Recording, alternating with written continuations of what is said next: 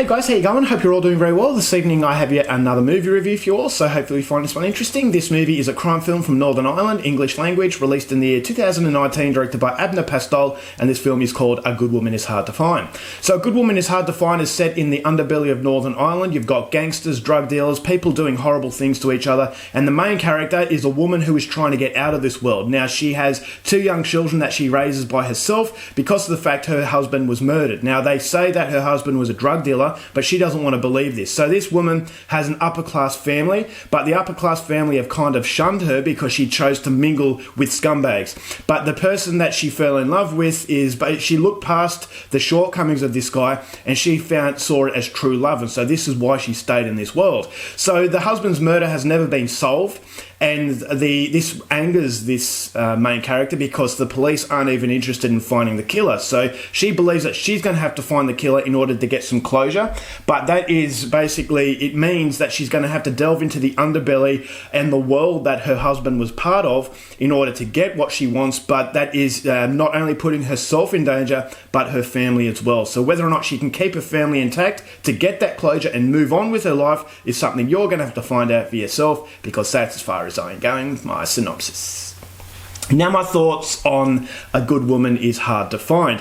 This is a film that really disappointed me. I had high expectations for it, and I will say that the first half of this movie was absolutely fantastic, but the reason why it was so disappointing is because it does fall into generic Hollywood storytelling, which is something I'll go into a little bit later, but there are quite impressive qualities about this film, and the most impressive quality is Sarah Bolger's performance as this main character. This main character is very likeable because she has a strong sympathetic quality, and this is a quality I thought was very realistic. And a lot of these films, you kind of question yourself as to why these people have come about the way they are, and this is a film that shows love knows no boundaries. Is that there's an upper class that look down upon the lower class, but this is a woman that has fallen in love with a guy, and the circumstances surrounding this individual has consumed this woman to a point where she can't get out of this dark hole. And so she's trying. You can see that she's a very good person, but because of the circumstances, I thought as though I could gravitate to her, I could sympathise for her, and I thought as though she didn't ask for this. She wanted to feel love.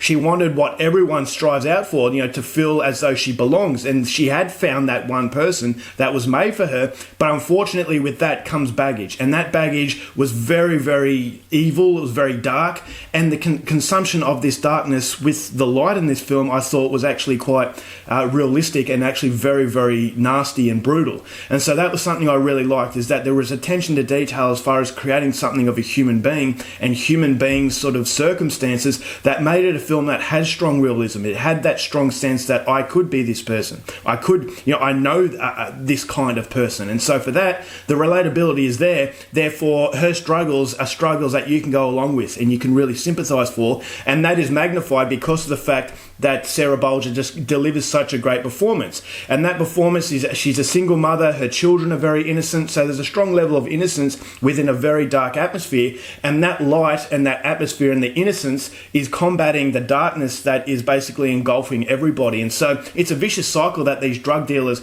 and these lowly rated people were facing. And so it's also a movie about class differences, about the upper class and how they look upon the lower class as though they're not even human. And so the mother in this film, I thought the relationship between the mother and this main character, I thought that was very interesting, is because this main character is trying to say she found the love of her life, but this woman didn't like this guy because of what he was doing. But ultimately, this is a man that was a victim of his circumstances, is that in the underbelly of Northern Ireland, in the poorer communities, the options are very limited. And so sometimes they have to go into drug dealing, which is not condoning what this guy was doing, but ultimately giving you a reason as to how everyone's situations came about. So it's not condoning it, but it's giving you a reason, is that when jobs are limited in this community, they seek money within very dodgy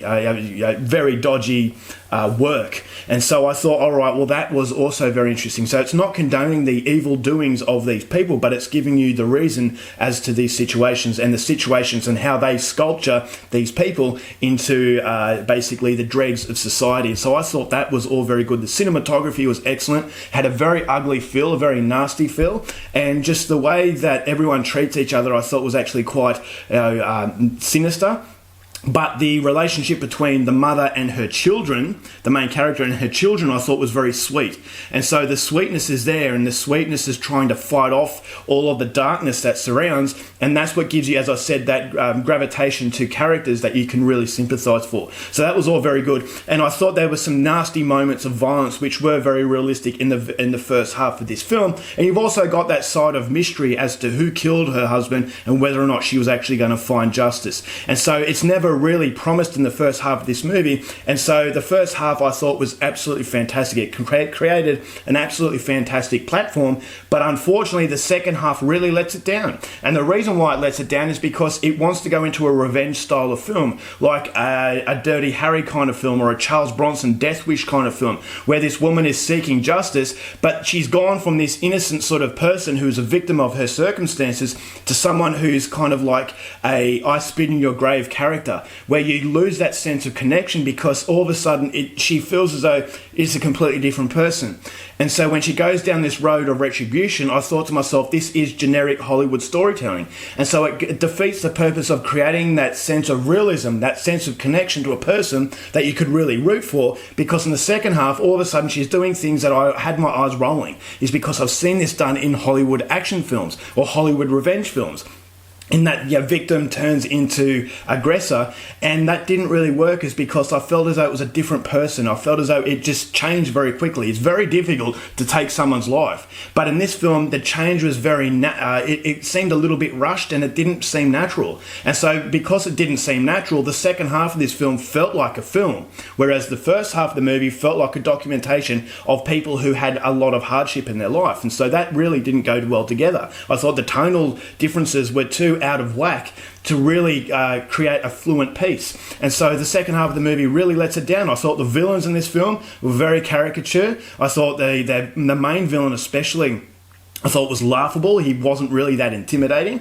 And I thought the last quarter of the film especially was very much rushed. And so I don't share the opinion that this is a great crime film. If you are a fan of, typical British crime films, then you're going to be really excited by the first half of this movie. But the way it finishes, I just thought was a massive letdown. By the end of it, as I said, I had my eyes rolling. I knew exactly how it was going to finish. It goes down in a way where I felt as though it had a great build-up and a great platform, but it didn't know where to go after that. It didn't know how to capitalize and really reward the audience for sticking through the captivating qualities that this film had. So that was disappointing in that way. I thought the script is okay in the first half, molding these very interesting characters, but then it goes down a generic sort of Hollywood revenge type of film that just it steers away from the realism, which makes the film very disjointed in the tones. And so for that, I was disappointed. It could have been a great film. A lot of people say it is a great film, so you might get more out of it than I did, but I just sort of say the second half really lets it down. Therefore, I'm only going to give A Good Woman Is Hard to Find 2.5 stars. Alright guys, that's it for my review. Hope you enjoyed. Until next time, keep watching movies, and I'll see you later.